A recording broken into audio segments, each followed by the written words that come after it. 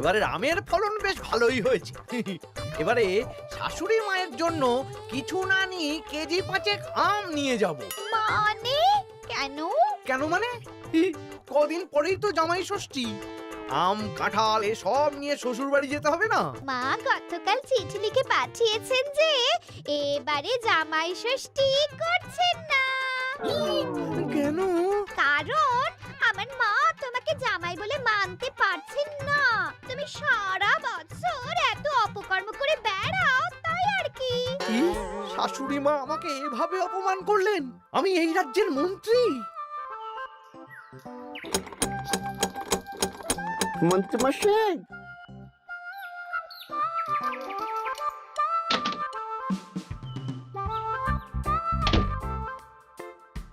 মন্ত্রীমশাই, কানাঘুষে খবর পেলাম গোপাল এবার ওর জামাইকে গলদা চিংড়ি ইলিশ মাছ দুটোই খাবে।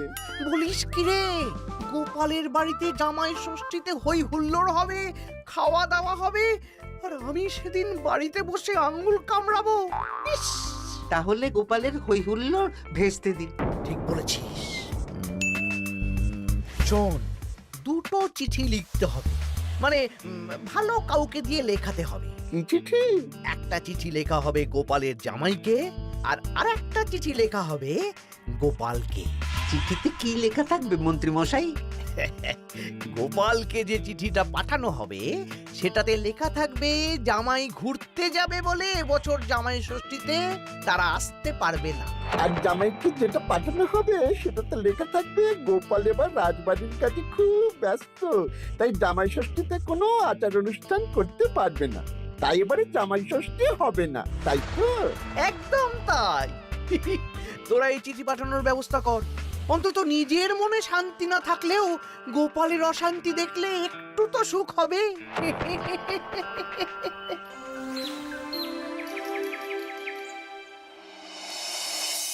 আমরা জামাই ষষ্ঠীতে আসতে পারবো না বলে কার চিঠি পড়ছো গো? আমাদের জামাই লিখে পাঠিয়েছে গো, এবারে ওরা আসতে পারবে না। ওরা নাকি বাইরে কোথায় ঘুরতে যাচ্ছে। বলো কি? সারা বছর একটা দিন একটু জামাই আদর করার সুযোগ পাই, এবারে সেটা হবে না? আমিও তো তাই ভাবছি গিন্নি, জামাই বাবা জীবন ঘুরতে যাওয়ার আর সময় পেল না। আমার মনটা খুব খারাপ লাগছে গো। আমি কিভাবে জামাই আদর করবো গো?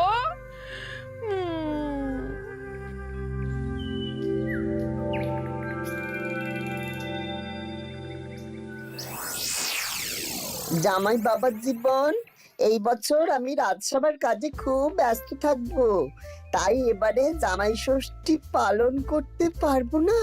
তোমাকে আর মিনুকে পরে একদিন খাইয়ে দেব। আমার আশীর্বাদ নিও, ভালো থেকো। ইতি তোমার বাবা শ্বশুর গোপাল। হ্যাঁ, এই তুমি কার চিঠি পড়ছো গো? তোমার বাবার চিঠি গো। কি লিখেছে গো চিঠিতে? এবারে জামাই ষষ্ঠী হবে না, আমার খাওয়াও হবে না। হ্যাঁ নয় হ্যাঁ, দুধ দুধ ভাল লাগে না।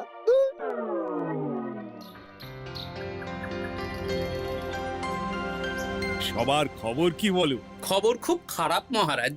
কেন গোপাল? কত আশা করেছিলাম এবার একটু জাঁক জমক করে হই হই করে জামাই ষষ্ঠী পালন করব, কিন্তু সেটা এবারে আর হবে না। কেন গো গোপাল, তোমার কাজে কে আবার বাধা দিল? জামাইকে ডাকো, খাওয়াও, সেদিন রাজসভা ছুটি থাকবে, কোনো চিন্তা নেই। যদি জামাই না আসে তাহলে জামাই ষষ্ঠী কি করে হবে মহারাজ? হ্যাঁ, জামাই ছাড়া জামাই ষষ্ঠী?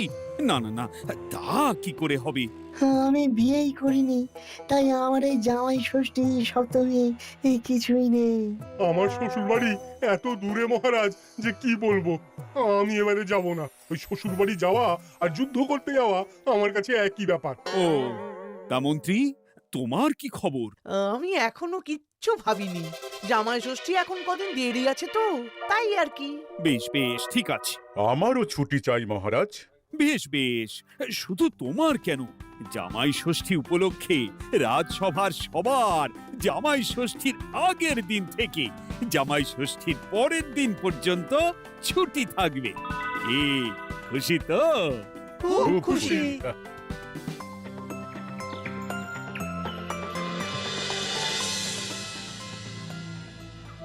এ কি গো গিন্নি, আজ শুধু আলু সেদ্ধ আর ভাত। আমার মনটা ভালো নেই। তোমার ইচ্ছে হলে তুমি নিজে রান্না করে খাওগে যাও। তা তোমার আবার কি হলো? কি হলে তুমি জানো না বুঝি? আমাদের জামাই আসবে না। প্রত্যেক বছর উপোস করে থাকি, জামাই বাবা জীবনকে খাওয়ায়। জামাইকে খাওয়ানো কত কত পুণ্যের কাজ। ও এই ব্যাপার, তুমি খাওয়াতে চাও তো? শোনো গিন্নি, আমার মাথায় একটা বুদ্ধি এসেছে। এতে তোমারও পুণ্য লাভ হবে। কি বুদ্ধি শুনি? আমাদের রাজ্যের বেশ কয়েকজন জামাইকে খাওয়ালে কেমন হয়? মানে যারা ধরো জামাই ষষ্ঠীতে শ্বশুর বাড়িতে যেতে পারবে না। মানে মানে এই যে ধরো না, আমাদের সেনাপতি তো দূরে শ্বশুর বাড়ি বলে এবছর যাবে না।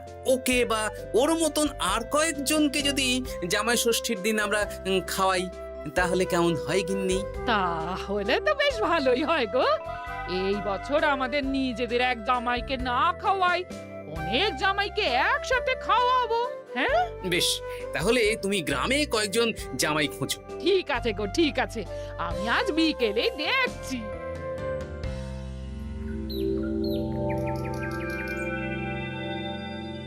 কি গোপাল, আজ তোমায় বেশ খুশি খুশি দেখাচ্ছে। গতকাল দুঃখ ছিল, কিন্তু আজ আনন্দ আছে মহারাজ। কেন গোপাল, আমাদেরকেও বলো, এত আনন্দ কিসের? ময়ূরের পেখম, পায়রার পালক, গোপালের মনে কিসের আনন্দ, কিসের পুলক?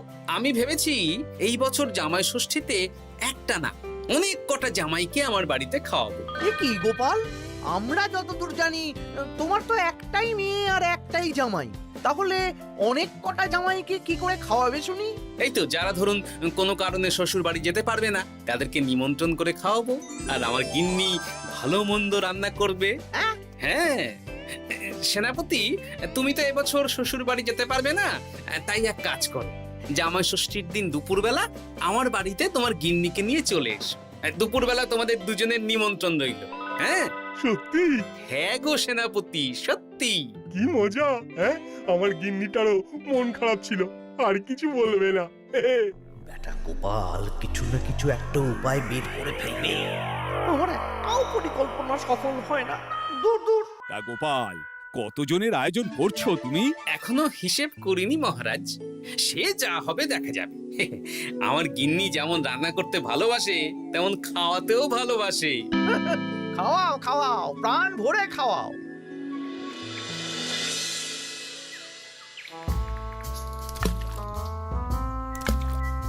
আমার প্রত্যেকটা পরিকল্পনাতে গোপাল এইভাবেই জল ঢেলে গেল চিরকাল। কি আর করবেন, ছেড়ে দিন। ও আপনার চিরশত্রুই থাকবে। না না না না না, ছাড়া যাবে না। তোরা বুঝতে পারছিস না, এইভাবে গোপাল গণজামাই ভোজন করিয়ে কত মান সম্মান বাড়িয়ে নেবে। হ্যাঁ, আপনার কুটবুদ্ধি আর গোপালের শ্রীবৃদ্ধি হবে। একদম বাজে কথা বলবি না। মাঝে মাঝে বুঝতেই পারি না তোরা কার দলে। একেবারে আপনার দলে। আমাদের উপরে খাপ্পা হবেন না, আমরা গোপালকেই ধাপ্পা দেব। বেশ বেশ, শোন তাহলে, গোপাল যখন এত লোকজনকে খাওয়াবে, তখন নিশ্চয়ই বাজার দোকান ভালোই করবে। হ্যাঁ, তা তো করবেই। গোপাল তো আর নিজের ঘরের ভিতরে চাষ করেন না, সবই বাজার দোকান থেকেই কিনতে হবে। তোরা আজ থেকেই সব দোকানে দোকানে খোঁজ নিতে শুরু করে দে, গোপাল কোথায় কি কি বায়না করছে। আচ্ছা, তারপর ওই মালপত্র বাজার দোকান থেকে আর গোপালের বাড়িতে যেন না পৌঁছয়, সেই ব্যবস্থাটা করতে হবে। মানে বলতে চাইছেন গোপাল বাজার দোকান থেকে বড় কিছু নিয়ে বাড়ি ঢোকার আগেই সেটা ওর হাত থেকে ছিনতাই করতে হবে, তাই তো? একদম তাই। যা, এক্ষুনি সব দোকানে দোকানে খোঁজ নেওয়া শুরু কর। ঠিক আছে মন্ত্রী মশাই।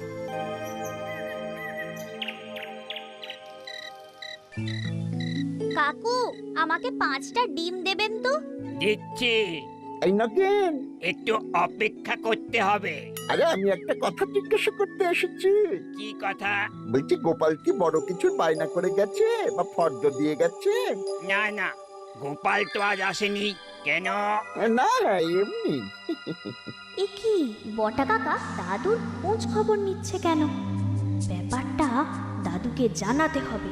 এই নে 5টা ডিম।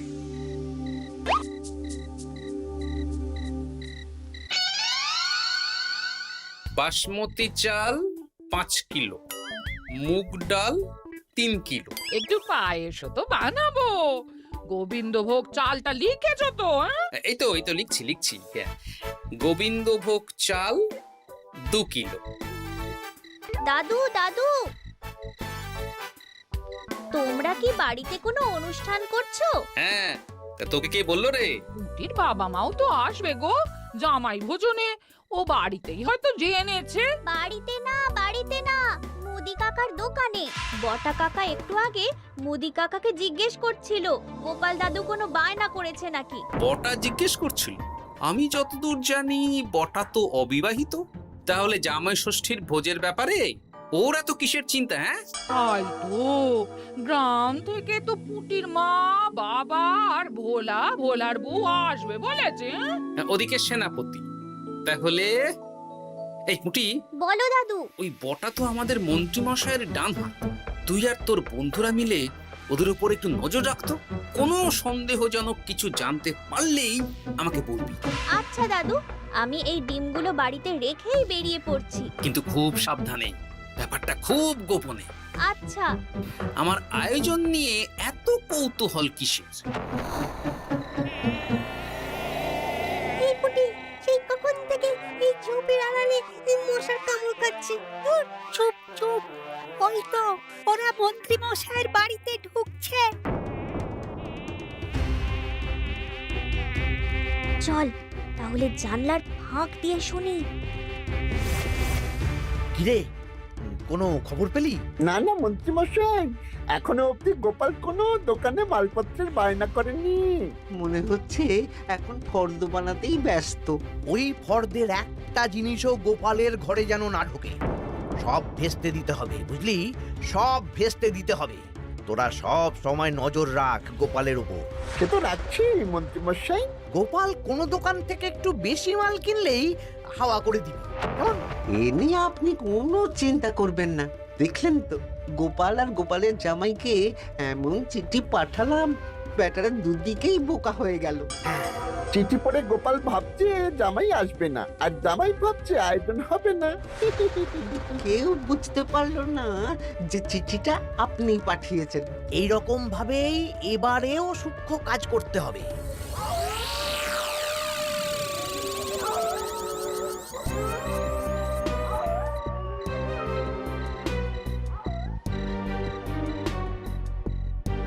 দাদু দাদু, খবর পেয়েছি। কি খবর রে? খবর মানে একেবারে গরম খবর।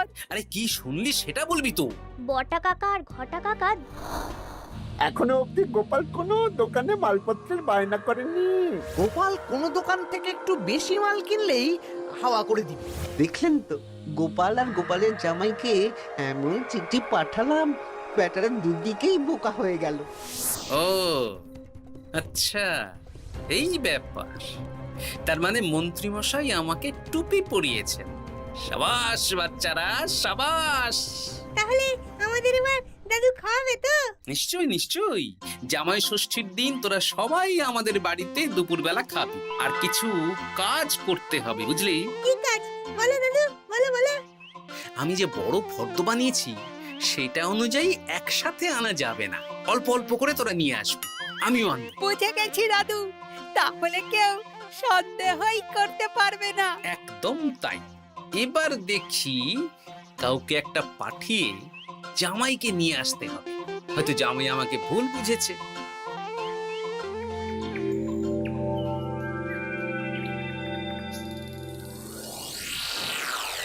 কাকু, আমাকে 500 গ্রাম গোবিন্দভোগ চাল দাও তো। আমাকে 100 গ্রাম হলুদ দেবে। আমাকে 50 জিরে। দিচ্ছি।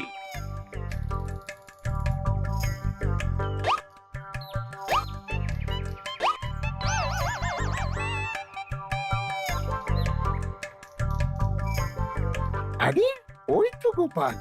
ভাইয়া, আমাকে 200 গ্রাম সর্ষের তেল দাও তো। দিচ্ছি গোপাল দাদা, দিচ্ছি।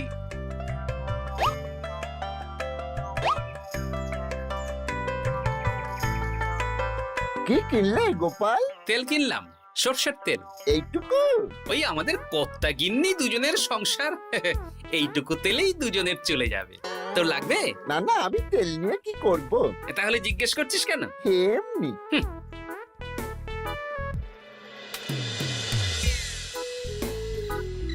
গোপাল এখনো কোনো দোকানে বায়না করলো না? না না, শুধু একবার 200 গ্রাম সর্ষের তেল কিনলো আর বিকেলে 250 গ্রাম গোবিন্দভোগ চাল।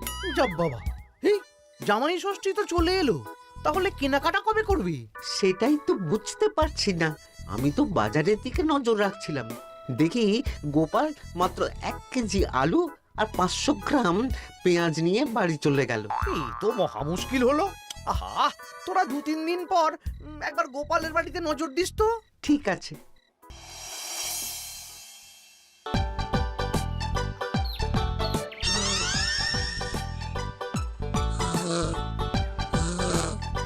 মা ঘুমোচ্ছে, এই সুযোগ। চল পাঁচিল টপকে রান্নাঘরের পিছনে যাই। হ্যাঁ চল।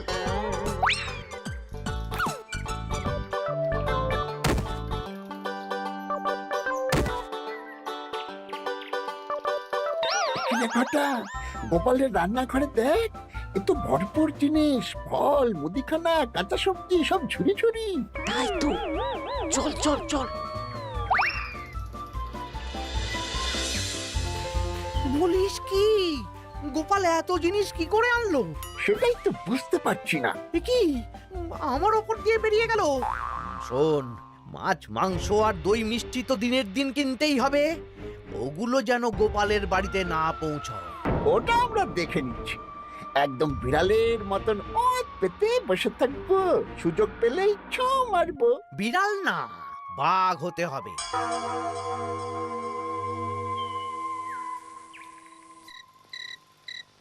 বলি আজ বাদে কাল তো জামাই ষষ্ঠী, কিন্তু মাছ মাংস দই মিষ্টি সেটাও আসবে গিন্নি। তার জন্য সুরক্ষার বন্দোবস্ত করেছি সেনাপতি আর 2 জন প্রহরীকে দিয়ে।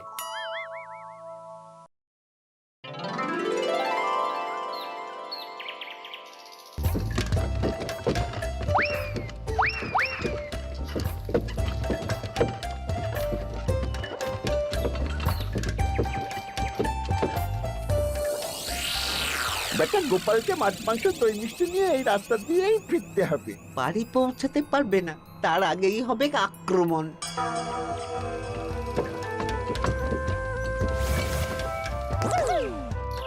এই গাড়ি থামাও, গাড়ি থামাও। কি হলো গো? ও গোপাল দাদা, সামনে ডাকাত। 7 সকালে ডাকাত? মনে হয় খুব বোকা ডাকাত। এই গাড়িতে যা যা আছে এক্ষুনি সব আমাদের দিয়ে দাও। নইলে খেচাং ফু। গলাটা তো বটা ঘটা। কিরে, তোরা মুখে কাপড় চাপা দিয়ে ডাকাতির অনুশীলন করছিস? বাজে কথা না বলে মাছ মাংস দই মিষ্টি আমাদের হাতে তুলে দাও গোপাল, নইলে। নইলে কি? তার আগে যে অন্য মজা আছে। কি মজা?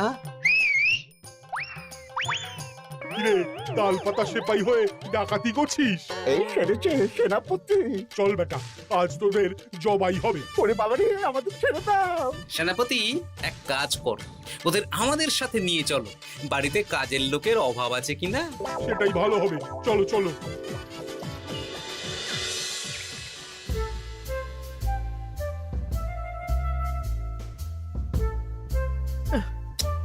ওহ, কি এত বেলা হয়ে গেল, এখনো বেটারা এলো না। যাই তো একবার গোপালের বাড়িতে ঢু মেরে দেখি। উফ, এ কোথায় যে গেল বটা ঘটা? বাবা বাবা, খাওয়া দাওয়া কখন শুরু হবে? এই তো জামাই বাবা জীবন, মাংসটা হয়ে গেছে, বটা মাছ ধুতে গেছে, ও এলেই মাছ ভেজে সর্ষে ইলিশ বানানো হবে। উফ, আমার যা তর্স হয়েছে না। এ বাবা, এ তো বিশাল আয়োজন। এ কি ঘটা কাঁঠাল ছাড়াচ্ছে? এই, এই ঘটা, তুই এখানে কি করছিস? আরে মন্ত্রী মশাই যে, আসুন আসুন আসুন, দেখুন বিনে পয়সায় একটা আম কাঁঠাল ছাড়ানোর লোক রেখেছি। মানেটা কি? গোপাল দাদা, সব মাছ ধোয়া হয়ে গেছে, এবার আমি কি করব? এ কি বটা মাছ ধুচ্ছে? হ্যাঁ, এবার সর্ষে বাটবে। আপনার সব পরিকল্পনা বানচাল হয়ে গেছে মন্ত্রী মশাই। এই সেরেছে। তার মানে গোপাল সব জেনে গেছে। পালিয়ে যাবেন কোথায়? আমাকে ছেড়ে দাও। বটা ঘটা বলেছে যে আপনি নাকি শ্বশুর বাড়ি থেকে নিমন্ত্রণ পাননি, সেই দুঃখে এই কুকর্ম করতে চেয়েছিলেন। হ্যাঁ গোপাল, হ্যাঁ, এই দুঃখ কাকে বোঝাবো গোপাল? তাই আজ এই খুশির দিনে আপনিও আমার বাড়িতে জামাই ভোজ খাবেন। সত্যি? 100% সত্যি। আজ আর কোনো শত্রুতা না করে আসুন, ভালো করে হাত পা ধুয়ে ঘরে বসুন। সত্যি গোপাল, তোমার মনটা কি বড়। মন না, পেট। এই সেরেছে মন্ত্রী মশাই আর গোপালের ভাব হয়ে গেল। তাহলে আমরা এবার থেকে কার হয়ে কাজ করব? আমাদের বাড়িতে সকালে বাসন মাজবি আর রাতে ওনার বাড়িতে। হ্যাঁ, জয় গোপাল বাবা শ্বশুরের জয়। শুভ জামাই ষষ্ঠী।